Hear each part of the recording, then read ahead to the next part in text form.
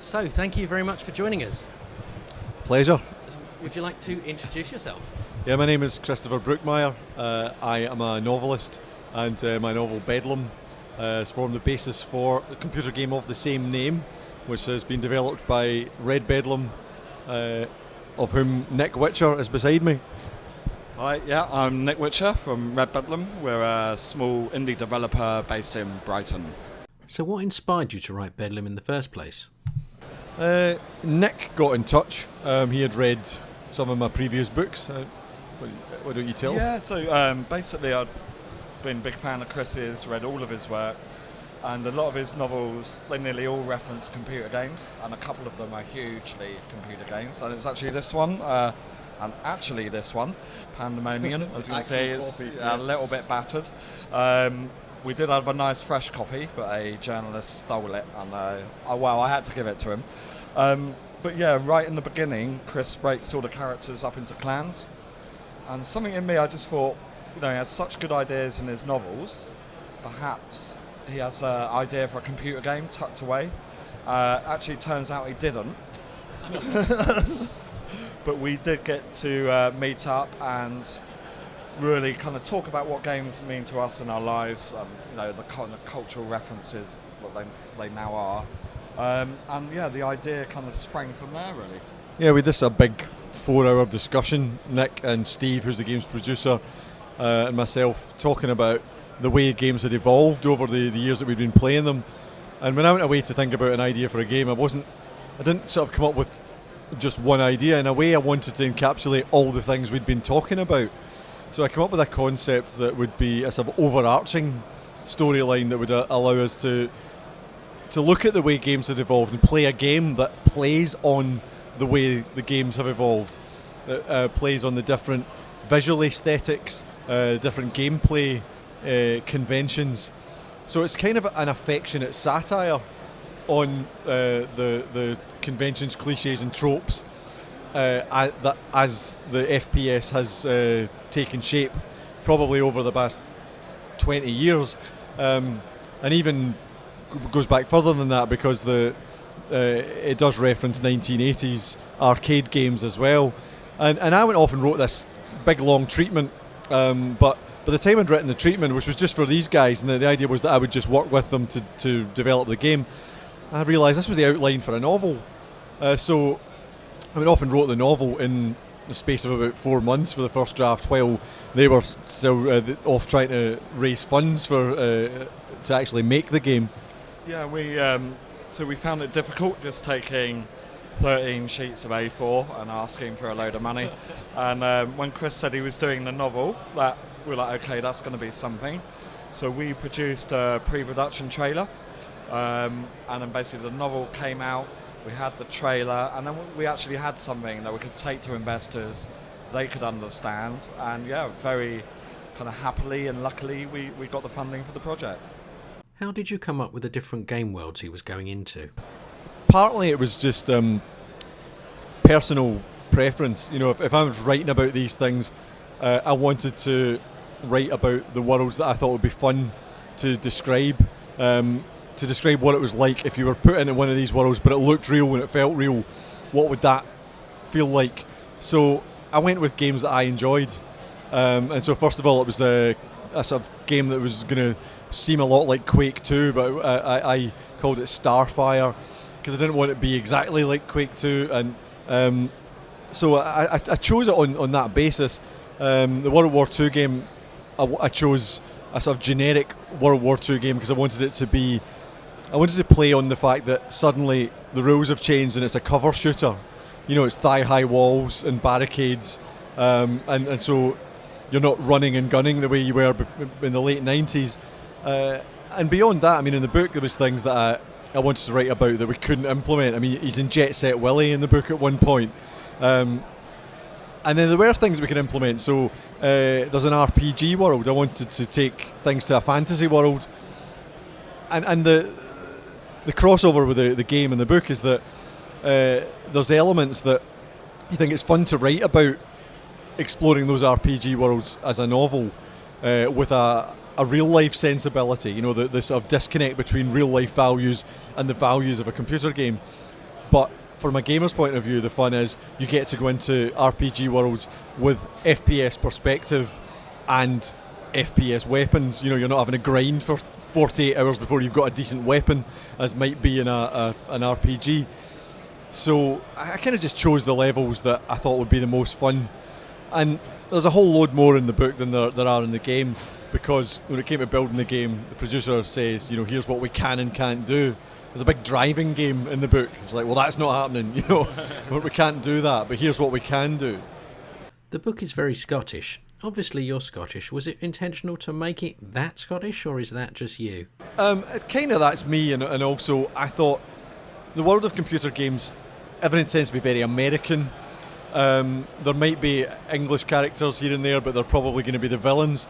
So I wrote the Gralax, who are the cyborg enemies in the first game, Starfire, as being English public schoolboy type accents, and the Marines obviously are meant to be the good guys, except you end up fighting them.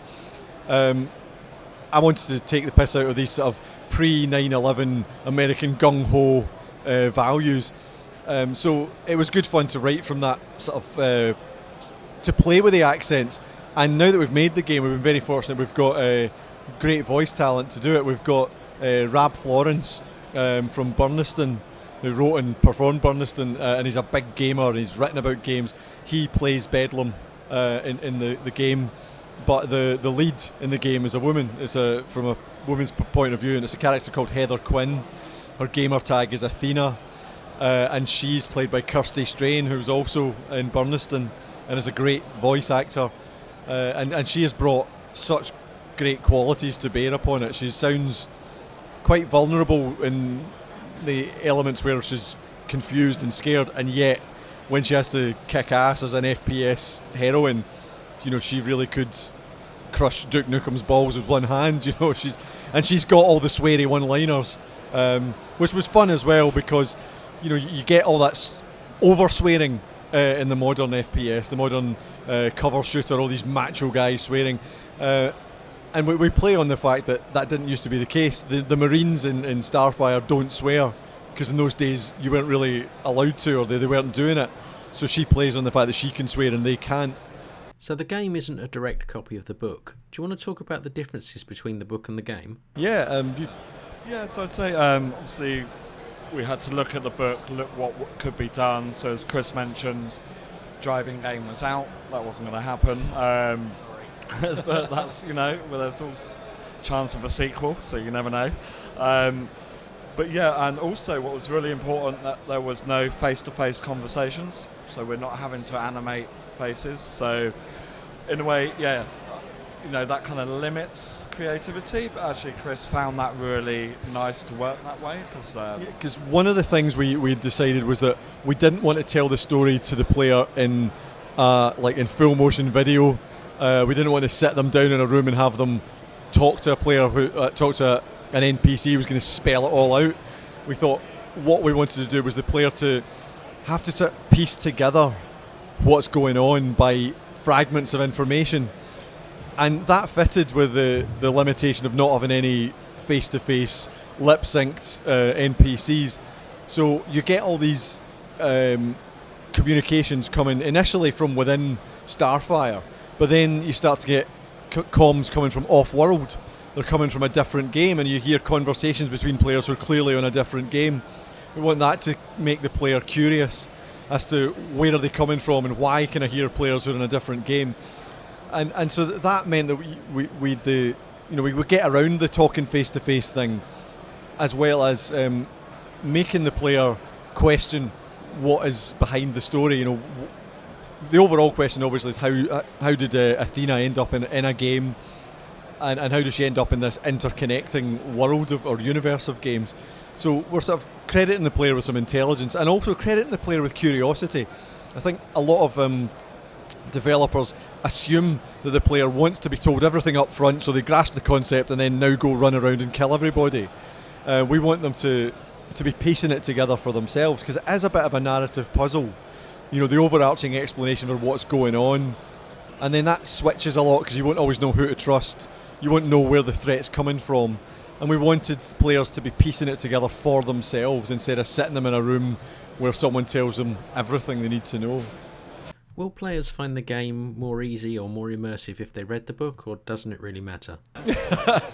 Well, we talked about it that when I'd finished it hadn't been published, but we had the book to work with, and we said that when we make the game, we didn't want to make the player play as Ross Baker / Bedlam, the hero of the book, because you kind of feel that story's been told if you've read it before.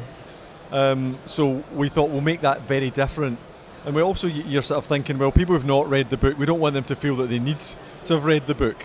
We want them to jump into this, explore the concept, and think, oh, now I want to read the book. Especially as the book tells a different story.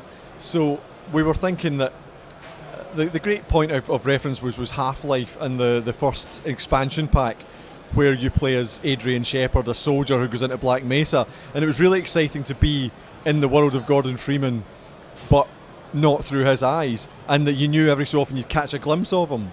So we thought we'll come up with a new character, but having created a thoroughly fleshed out character like Ross Baker, I didn't want to think, well, I now need to come up with someone else for the sake of it. So the sort of light bulb moment was to say, well, let's make it a woman, because in an affectionate satire on the tropes of the genre, suddenly if you make it a woman's perspective, you've got a whole other dimension of satire about the way women have been treated, the way this character as a woman gamer has been copping flack all her years. So she gets to make jokes about it, about the role of women in games, about the costumes they're given to wear. So we've tried to make it so that people who've read the book will enjoy. They'll want to see Starfire, they'll want to see Death or Glory, they'll want to see Calastria, which you've not got to yet, but not giving anything away, and all those things are in there, and those who've not read the book will be sucked into these places. So what's next for you then?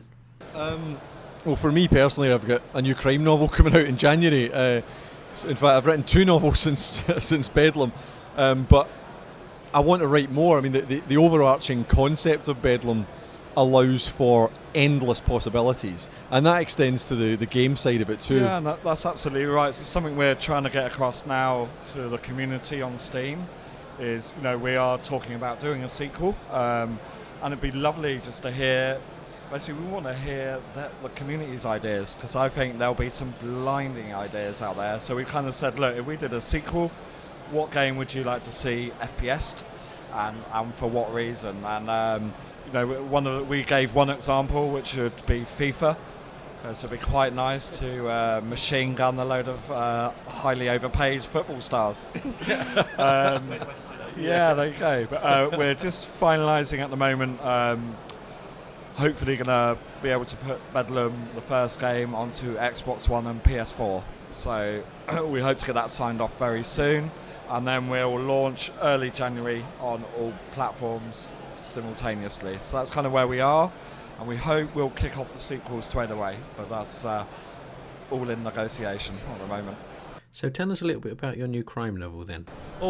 New crime novel. It's not out till January, but it's going out round about the same time as the game, so I'm going to be a busy boy. It's called Dead Girl Walking.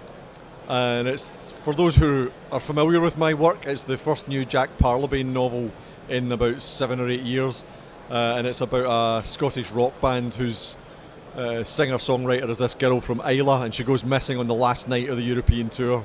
She goes missing from Berlin, so it's a story that goes all over Europe. Lots of it takes place in Berlin, and it's the return of Jack Parlebane. So thanks very much for your time today, guys, and good luck with the game. Thank you. It's been fun.